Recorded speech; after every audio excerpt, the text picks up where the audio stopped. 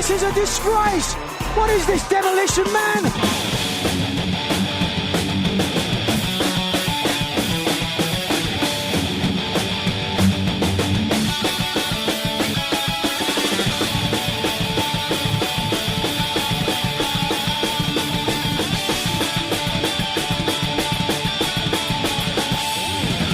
Hello!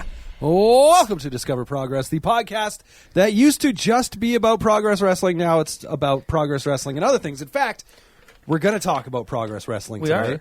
As we slowly get caught up. I don't know if it's slow, whatever. It takes them a little bit to release shows. And they had a couple of exciting shows that they released, and we can only watch them one at a time. Weekend. Yeah, a whole weekend of shows. So, we will get into that. But before we get into any of that, let's get the stuff out of the way. You can find this show wherever you find shows on all your favorite podcast apps, as well as allwrestling.com. If you want it before it gets up, what are you doing?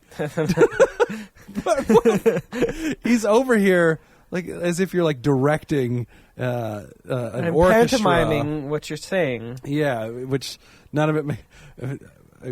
No one can see. Big butt, giant booty is what you just. All the booty. All the booty. Okay. No. If you want to listen to the show before it goes up on allwrestling.com, your favorite podcast apps as well as YouTube, but go check out allwrestling.com too. Great source for all things wrestling. And if you want to follow us on social media, you can follow us on Instagram and Twitter at Disc Progress. Instagram being the Adam Show, that guy. That's me. And Twitter being the David Show, that's this guy, That guy. me, myself, and I.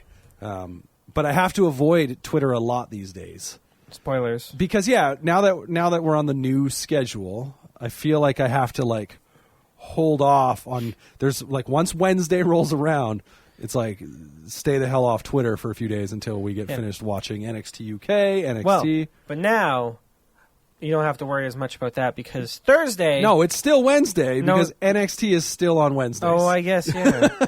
But Thursday, NXT is UK. the new home for NXT. Yeah, when UK. is that next week? That's next week. Man, they're just making changes according to the interwebs, left, right, and center, all over the place. All over the place. Whatever. Speaking of progress, you don't have a question, do you? No, I don't. No, I got nothing. I had a question for you yesterday, and I blew it by asking you yesterday. I could have But you saved could just it ask for the it show. now. I could, and you could pretend to be dumb. I could pretend to be dumb. Because we're going to talk about Natural Progression Series number 6 that Progress just wrapped up earlier this month. And my question was yesterday, how many Natural Progression Series winners are from England proper? There's been 6 of them. 6 of them. And the answer is? The same amount as there are female winners to the National Progression Series. Did you say National Progression Natural Series? Progression. Yeah, National to check that. Natural. Just one, yeah. So which is, spoiled some stuff for me because I'm currently going through, I'm on chapter 18 now. The Natural Progression Series. You just finished Numero it. dos, just wrapped up, which was Flash Morgan Webster. So the first 2 winners were from Wales. Yep. And they're also the current. And they're also the current NXT UK Tag Team Champions. Then who else did we have? We had, after that was William Ever, who's from William Ever. England proper. Yeah. And then I believe Number 4 would have been Tony Storm, who of course is from Australia.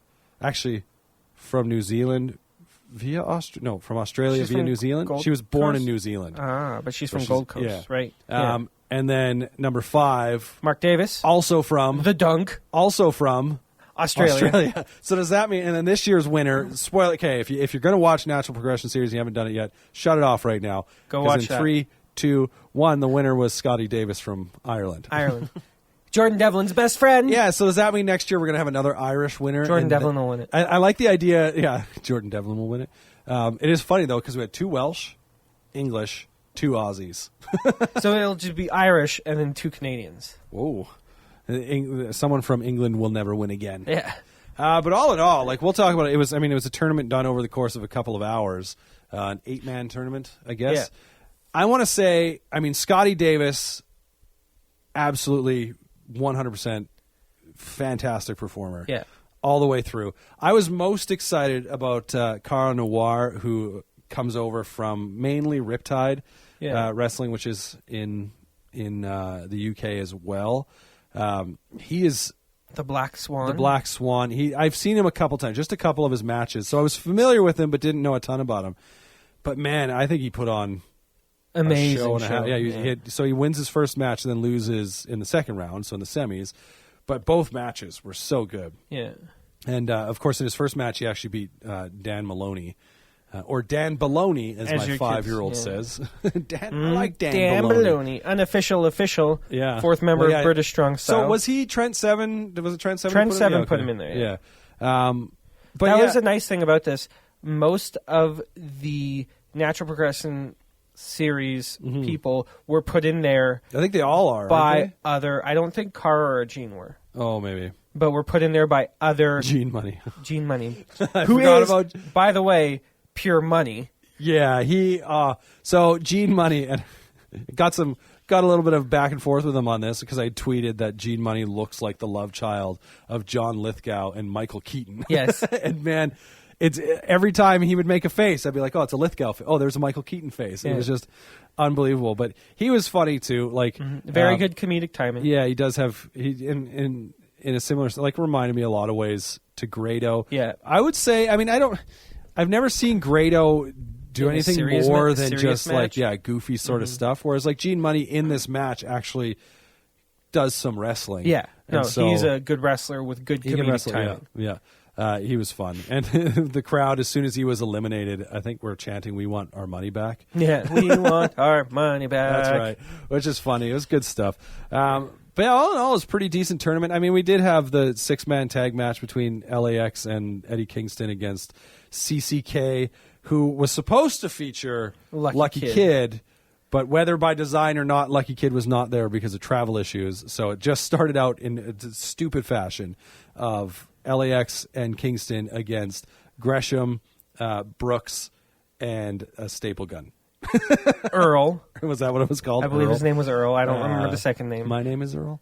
But yeah, eventually they get their third member, which is Jonathan Gresham's fiance. Yeah. Jordan Grace. Who Gresham goes on to eventually spear her through a table by accident. Yeah. Not the first one to do that, though. Just pulled a straight up Triple H. Yeah. making, well, I guess in this case, future wife take a bump through a table. But yeah, in that match, like, Kingston and LAX go over, and the one thing I've loved about Eddie Kingston as of late in his run with Progress is how much he just puts other guys over. Like, after the match, whether he wins or loses, grabs a mic and just goes off. And it was great because he's like, I don't care if the main event runs over, and he's just like going on. And he's like, I've got some stuff to say, and then goes off in his New York accent. Yeah. And how he doesn't like Chris Brooks, but he respects him. But he respects him. Yeah. So and Gresham is great. Yeah. Jordan Grace. He actually called Gresham one of, if not the best wrestler in the world. Yeah. Which oftentimes when things like that get said, I'm like, well, what? How much of that is he actually like saying for real versus just being like, this guy's good, right? And B, like, what is he? What's his basis? Yeah, what is his basis for that? Like, Gresham's been all over the place, and he's not even the best wrestler in Europe. Yeah. But yeah, no, so that was pretty cool. The match itself was all right. It definitely was like let's give the semifinalists, like, I guess the finalists now some time to breathe. Because the way they structured it, you had your 4 quarterfinal matches, intermission, 2 semis, 6-man tag match, final. So it's like, let's give them 20 minutes to rest. Because like they either changed or covered the canvas. I think they just cover it. They covered it. And then it wasn't necessary. No. Like they did pull thumbtacks There was out. a little bit of blood. The thumbtacks I thought were great because they were in a Progress Wrestling bag. Yeah. I was like, that's pretty great. I want one of those bags. But even that was outside of the ring. Yeah. So, I mean, screw, I guess, covering the floor. Hope no one in the finals took a thumbtack to the back by accident outside the ring. Could you imagine? Oh, we missed that one. I'm sure they swept them. Yeah. Even just sweep it under the ring. One thing you noticed, you were watching Chapter 17. I was wondering if you were going to say this. At the Electric Ballroom. Yeah. Which is where the MPSW's and Natural MPS Progression 6? Series Weekend 6 or whatever they call it. Just MPS 6. MPS 6 took place. Yeah. The floors, very different looking. Yeah, like the floors Chapter 17 is 4 to 5 years ago. Almost 5 years ago. they're definitely in a lot better shape back then than they are now. Like they are just a mess now, but it's kind of funny to see. Now they just look like they're all rustic and beat up and whatever. And back 4 then, years a bad road. Yeah, back 4 or 5 years ago, they were nice and like they were still, they look like polishing vinyl. and waxing them. Not so much anymore by the looks now of it looks things, like they just use like a rototiller to go. They're just like, let's just sand it down and then it doesn't matter. Yeah. We don't have to worry about upkeep anymore. It all looks like crap anyway. Mm-hmm. But so NPS 6 was very fun. Good. On the same day, I watched the NPS 6 finals and the NPS 2 finals. Mm-hmm. They used to do the tournament over the course of months. It would be like one match at a time, basically, on different chapters. And now they're like, let's do it all in a day, which I like. I mean, it's not a big tournament. They cap it at 8. I don't know if it was always kind of 8. But, so it's nice in that regard. And then also with like their super strong style 16, which is obviously a bigger tournament. They do that over 2 days. And I like the tournaments. Like they're nice little changes, I think. Well, it gets you see guys that you normally probably wouldn't see. Yeah. NPS especially. Like you got some of those guys who, like we've seen the OJMO, we've seen Dan Maloney. Yeah. The OJMO we've seen more recently. Yeah. Dan Maloney, I can't think the last time I feel Duggan, like that was the first time I've seen Duggan. Yeah, most of them are like that was first times on my first main experience shows. With Kara. Yeah. Well, and Kara came, and Kara and Gene Scotty Davis and and Gene Money, they've all come from different promotions. Like Kara for sure, Riptide. Scotty Davis, I'm sure does a lot in OTT over the top. Yeah. And then I'm not sure where Gene Money's from. Why do I keep saying ICW? Because you just say ICW. Insane Championship Wrestling. No. Irish Championship Wrestling, maybe. Yeah, it's not, but no. OTT, over the top. I believe. I mean, I'm sure he's fought elsewhere too. I'm just gonna wager a guess that that's kind of his quote unquote home promotion right now. Mm-hmm. But yeah, so it is nice to kind of see new faces. Where it's super strong style, it's typically guys who are established in Progress, and like this year they brought in, like guys who were from Cameron. Yeah, exactly. They brought in guys actually from NXT, which is kind of nice. But so yeah, it was a good little show. We've moved on to Chapter 95 now, but we're not going to talk about it until we finish watching it. Yes. So far, so good, though. So far, so good. Speaking of so far, so good, NXT live on Wednesdays. So far, so good. But let's so good. Yes. Briefly cover, I guess, NXT UK real quick. We'll stay overseas. 2 weeks worth. Yeah, we're not going to go over everything. Like this week's we'll talk about. I guess Trent Seven and Noam Dar finally fought after a couple of weeks of Trent Seven prodding him. Yeah, and Dar poking back. Yeah, and then finally and I love Noam Dar. Whether it's watching old Progress shows because he was there from the beginning, or watching him in present day, he's still very much the same. Yeah, and I love to watch. He works great with the crowd, which is what I think I really, because his style, I'm not necessarily fully engaged. Oh man, you talk about someone like Aleister Black. His style is why you watch that guy, right? Noam Dar isn't as much about style as it just is the way he works with his opponents and with the crowd and whatnot, and his personality. Yeah, and this match is a good, a prime example because the finish of this match, he's getting the better of Trent Seven at this point, and he grabs Trent's mustache mountain towel.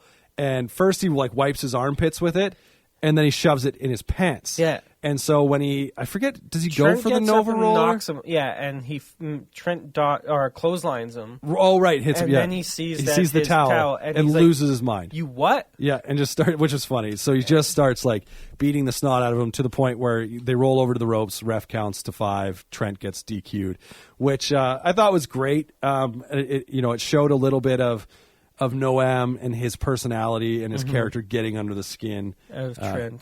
So who's normally Trent's generally a pretty cool customer. Yeah, Trent's a great example too of someone who it's not necessarily his style, but it's his crowd and character work that he does with within the ring. So that clothesline though, Oh yeah, I mean, fantastic. Like, I mean, when I say not necessarily their style, like they've all obviously got things they do well, but some of them it's more about the character. Yeah, and like Alistair was a lot about the character too, especially in his time in NXT. But watching that guy fight was always something else because in the ring he was always kind of very serious and like and dark and whatnot, like kind of like, but like watching like the friggin' kicks, the strikes, everything was always so mesmerizing kind of to watch. Yeah. Or you look at a guy like Ricochet, if you want to talk about two guys who were running at the same time and went up at the same time. Ricochet, again, more so about his style than anything else, right? Like that guy can flip for days and it's fun to watch. Yeah. But yeah, so this match was a lot of fun to watch in a very different way.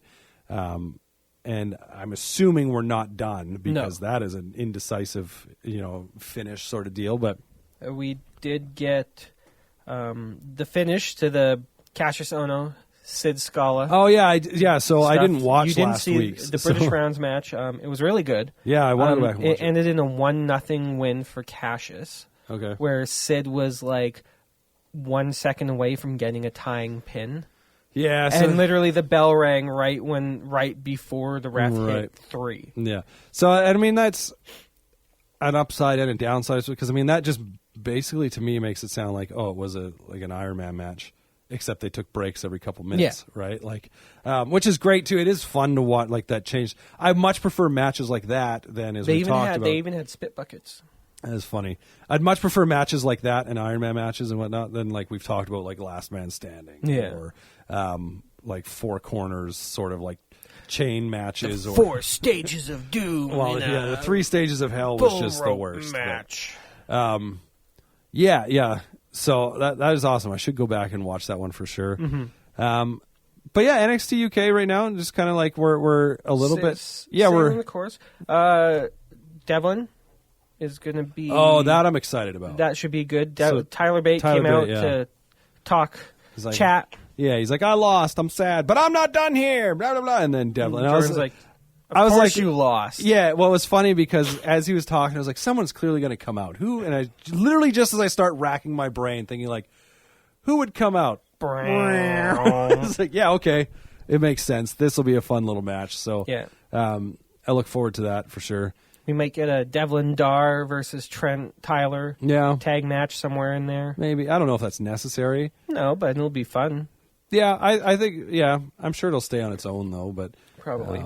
Well, we shall see. But yeah, so like NXT UK doing it's kind of like we're post takeover, so we're not building up to anything right now, especially because they don't do takeovers. Maybe they're going to start, but as regularly as the NXT brand does. So it's, you get a little more time in between where these stories often build up to TV matches. So I believe next week we will be getting Tegan versus Kaylee in a non-title match. Yeah. So it's okay if Tegan wins. Yeah.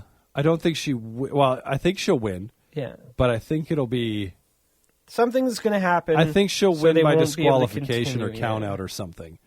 Right? Like, and then... So whether Kaylee hits her with the title or just walks away because Tegan's getting the better of her. Classic heel loss with the title sort of deal. But yeah, so... They're setting up for Jazzy versus Rhea.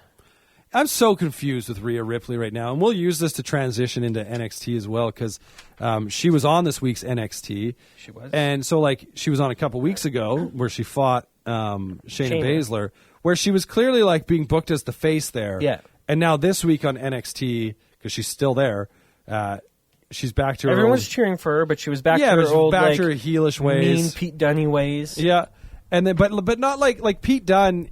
I mean, he does the heelish things, and he kind of like does the she doesn't do that. Yeah, she's just a straight up heel who people like because she's a badass. Yeah, and she's got fantastic entrance music, and she's a decent worker. Oh, she's a great worker, and she's a good talker. She is for sure one of, I would say, the top workers in like any of the women's divisions right now.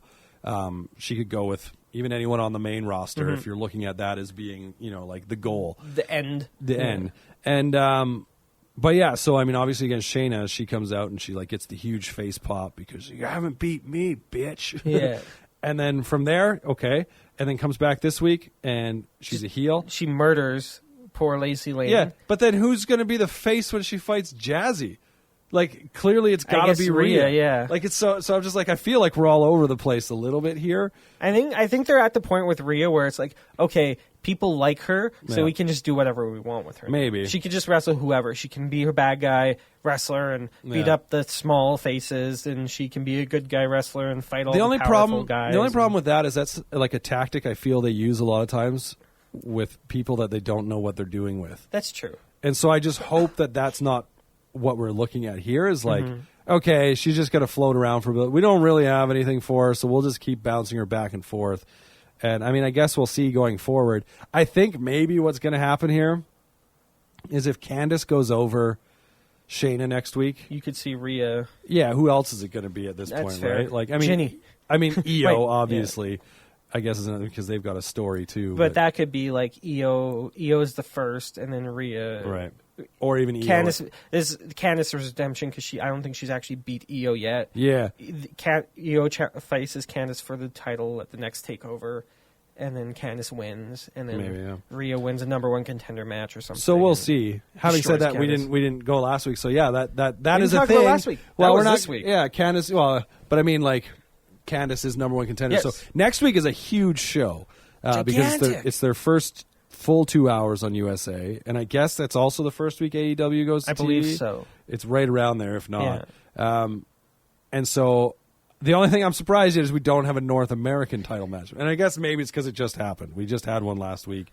So they're like, well, we could. But you could easily do the Velveteen Dream like rematch for some reason. Yeah. But yeah, we have not Rhea, Shayna and Candice, which was decided last week, and then it was also announced, I think last week, that Street Profits would get a rematch against Undisputed Era, so that'll be good. And then the main event of the first hour of this week's show. So this week's show was a number one contender match. Yeah, it was a carryover from last week in that it was Matt Riddle and Killian Dane, which of course ended in a giant schmoz last week. And everyone was fighting. Yeah, everyone was fighting everybody.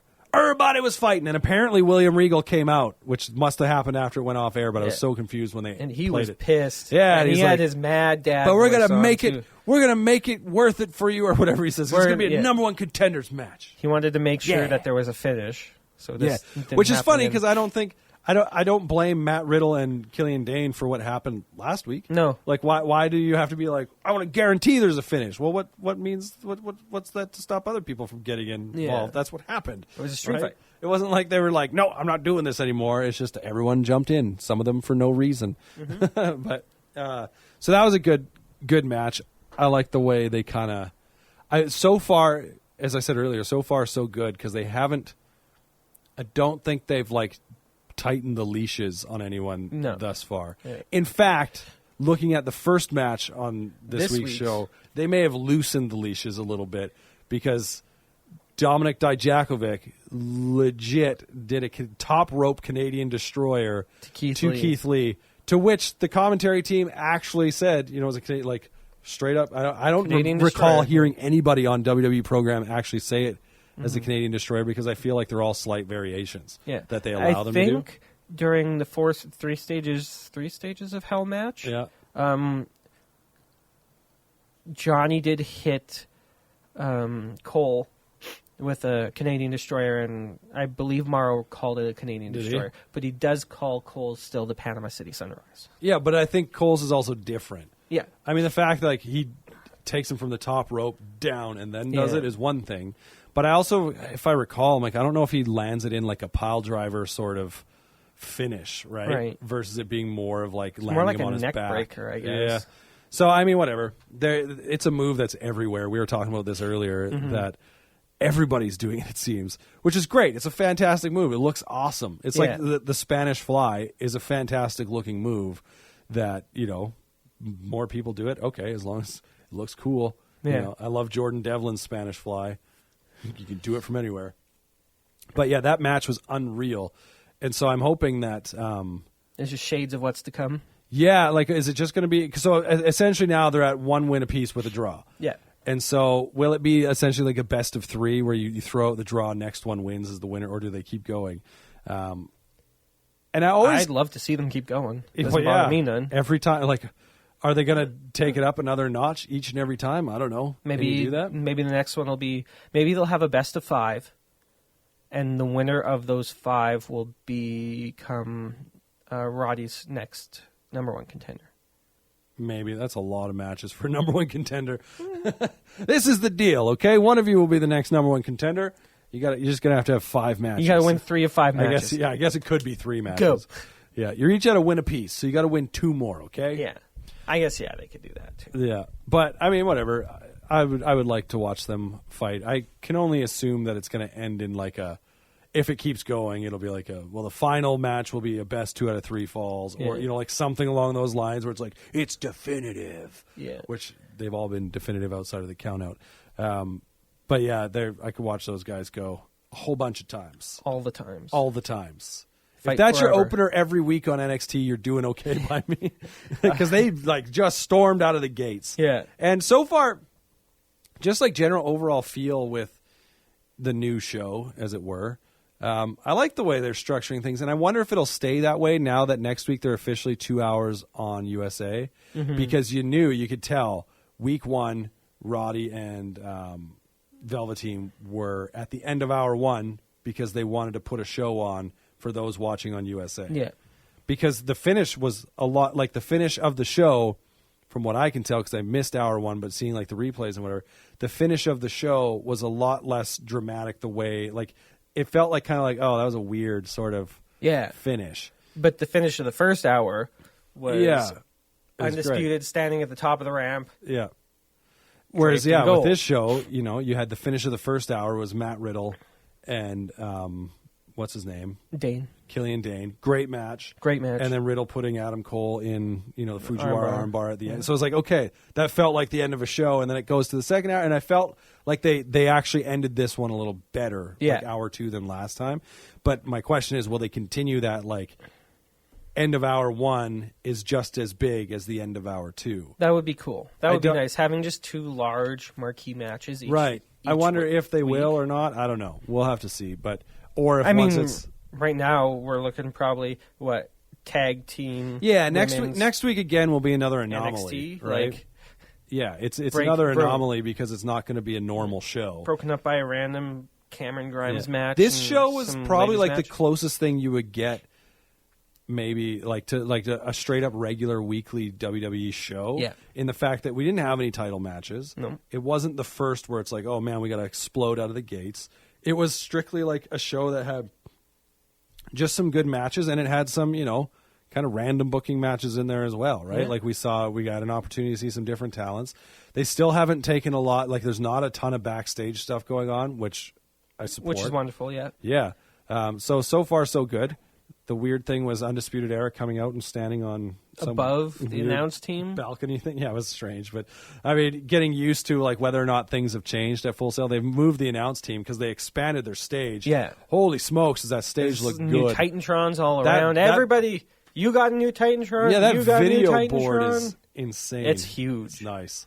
But and updating like the entrance videos and whatnot for a lot of the guys. It's pretty great. We think Dijakovic got new entrance music. Yeah, probably, for sure got a new video. He got a new video. Sort of deal. Dakota Kai got a new video. Yeah. She picked up a win. Yeah. Yesterday, or 2 days ago, I guess, technically. Yeah.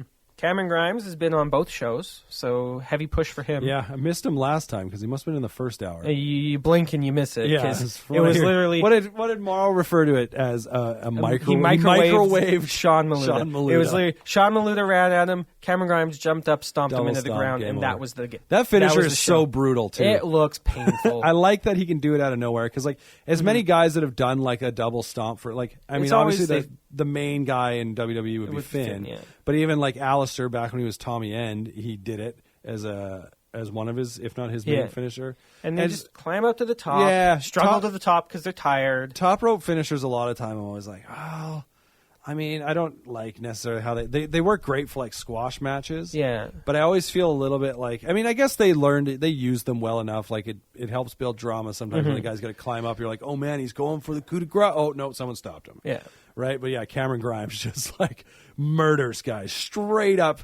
makes him eat shit. Yeah. And then gets the win. And he's looking great so far. I love the top hat thing that he comes out with. He comes out, his Titantron looks kind of like old school carnival type lettering and stuff. It's cool. I like it. Yeah, I want to hear him talk more, obviously. We'll get into that as time goes. But he's looked good so far. And, Kushida. Looking good. He looked good. He was supposed to have a match last week. But Imperium had things to say otherwise. Yeah, which was a huge did not see that surprise coming at all. Yeah, I was like, that was cool. And so they've had their 6-man tag match this week, and Kushida had to get some tag partners. He did, and he got some tag partners, and everybody loved it. But at the same point, I was like, kind of surprised because it was the weirdest entrance. Kushida comes out first, and then Imperium comes out, and Kushida bails out of the ring and then gets back and gets in their face and does his whole like points at his wrist, quote unquote wristwatch. Because I don't think he wears one. And then lights go out. I'm like, okay, sirens come on here, and then the sirens come on as Fashion Police, Breezango, which I love Breezango, but it felt a little like cheap, a little underwhelming. Yeah, and then it made sense because of what Imperium do. They're trying to protect the sacredness of the That's sport. Fair. That's fair. And I didn't bother to look at it that way. What other team or pairing of guys could it have been? Right? Like, and that's fair.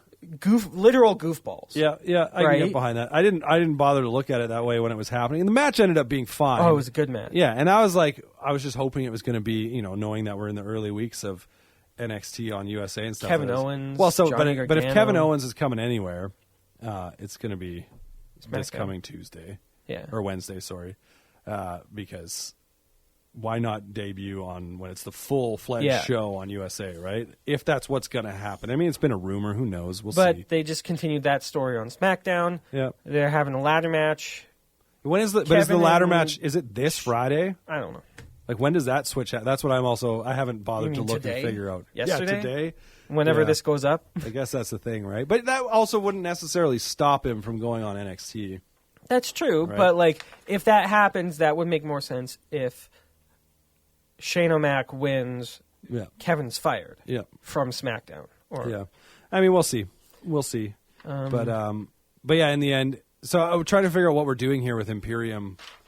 I think they just they wanted a boost, or they're building up for War Games. It's possible. Because it's 2 months away. Yeah, it's possible. A little under 2 months. I just want to know who's next for Walter.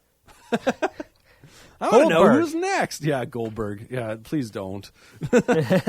Keep that away from Pete Dunne, sure.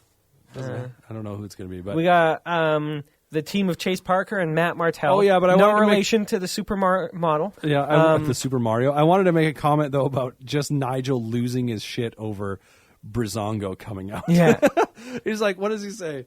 There's a couple lines. What is this, Demolition Man? What is this, Demolition Man? He's got Blade Runner over in the corner, and he's just like going off on all these like. He was having some trouble accepting the fact that it was which is Breezango. The funny thing about Nigel is like sometimes he's just like fairly down the middle, and then all of a sudden he'll just be like so offended by something a face does, which I mean is whatever. It's good. It's funny.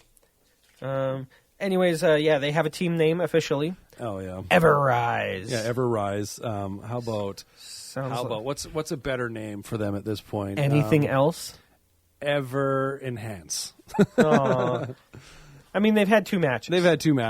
It's a terrible one was against name. Breezango, and this one was against 1-2. Yeah, teams that don't regularly win against real tag teams.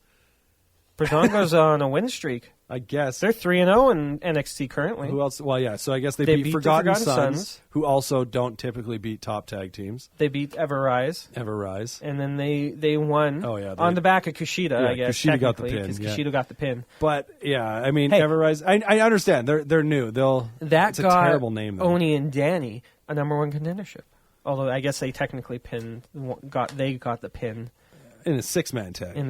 This was a 6-man tag as well. Oh, yeah, but also not against the NXT Tag Team Champions. That's what happened with Oni and Lorcan. Like, come on. Oni and Lorcan, eh? Oni and Lorcan. I pulled an Adam. Yeah. Danny Lorcan and Oni Birch. I can't even say Oni Borch. Oni Borch. But yeah, like, I just don't think it's a good name. Got some takeaways. Hashtag Team Kick. Hashtag Team Kick. That's your takeaway? That's my takeaway. And the takeaway from today's episode is hashtag Team Kick. Who she was also, and when they showed, like, what were we watching it on? Because we just watched a video of her. That was last week. Was that last week? That was last week. They did a video about her. No, we watched it together. Was it on NXT UK? It must have been. It must have been. They did a video on Dakota Kai about her recovery on her. No, they did a video on Tegan Knox about the recovery of her injury. That's what it was. Oh, yeah, Team Who Kick. was repping Team Kick. Yeah. And then I was going to make the comment about the Riot Squad shirt. That's and right. She was repping the Riot Squad in that one. I was like, what was the... Yeah. Yeah. That's a lot less... They were both injured, though. They were both knee injuries, actually, That's too. right. They were. So, but yeah. No, so far, so good, as I said, with regards to NXT going to 2 hours. It doesn't feel super long. Like, I watched hour 1 last night, and then we watched the second hour together here. Well, the 40 to 40. Well, yeah, exactly. It's like but almost a little over an hour. It's like an hour and a half. Yeah. It's almost over 100. It's about 130 minutes. Yeah. 130 minutes. Yeah. It's a 2 hour and 10 minute minutes. show. Yeah, it's just over 90 minutes. So because of commercials. It's not bad. My concern was would it feel like it drags out, and it doesn't. So far so good. Yeah, so far so good. Yeah. We'll see once they get into like their regular swing and they're out of like the new we're trying to win fans. Yeah. You know what I mean? Like, let's try, especially like with AEW going to TV, like going, okay, let's gear up. I did see an interview with Triple H, and I think it's a little bit, like, it's not brand new. I want to say it's a few weeks to a month or so old. I don't remember what show he was on, but the guy asked him, you know, like about AEW and competition and all this kind of stuff. And I was actually genuinely impressed with Triple H's answer, basically saying, competition is good, and in the end, everybody wins. Mm-hmm. And I went, good for you for saying that, because to this point, as much as AEW has said, oh, we're not in competition with WWE. They're sure acting like it. Yeah, well, and we've talked about this. Cody Rhodes especially is sure acting like it, and it's a turnoff for me at this point. Yeah.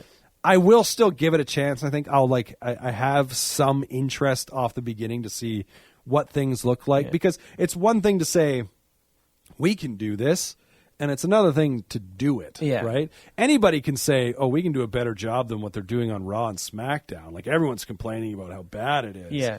But then to go out there and actually do it is another thing. And so, you know, I am interested to kind of see. I don't know that I'll watch it right out of the gate necessarily. I mean, it's going to be hard for us to watch it, but follow it a little how bit. The setup is right now. And that's obviously a hindrance up here as well, is like you have to have a subscription to some. I didn't catch what app it was, but so yeah, it's like it is one of those things where I'm like, and I'm not really one of the ones who's like nostalgic for the Monday Night Wars, right? Where I'm like, man, everything, like, yeah, I watched and it was fun, but I also think wrestling is so much better now.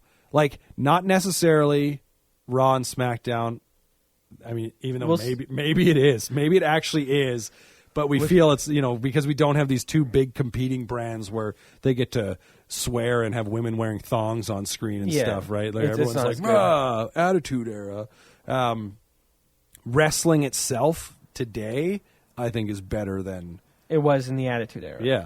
Yeah. 100%. And shows like NXT and then other, you know, like we talk about some different independent, you know, promotions, whether it's Progress or Defy or whatever, different ones like that. Like, the shows, there's so much good stuff going on that I don't ever feel like, oh man, I need something to run against this to make this better. And part of it is because NXT's been great as is. Yeah. It doesn't need it, right? Like, NXT created its own competition within itself, and is fantastic. And I know a lot of people are worried about it going 2 hours and live and whatever, and will Vince's hand be in the pot, all that kind of stuff. And I kind of go, so far so good. I don't see it getting too, like, why not stick with what got you there? Yeah. You know, so, I think it'll be good. So like what Triple H says, everybody wins, because if you're already invested in NXT, you're either going to also invest in AEW or you're just not going to care. Yeah. Right? It's like, I don't see NXT actually losing any viewers. No. You know, unless they actually legit start to mess around with it and it becomes a shit show. But on the whole, I think it'll be fine. And AEW's got their work cut out for them. And I don't necessarily even say that as an NXT like mark, as it were, or anything like that. Like, I just feel like they've set up a large Yeah, they have. Large expectations for AEW. Yeah. And it will be interesting to see. And I mean, if they are able to.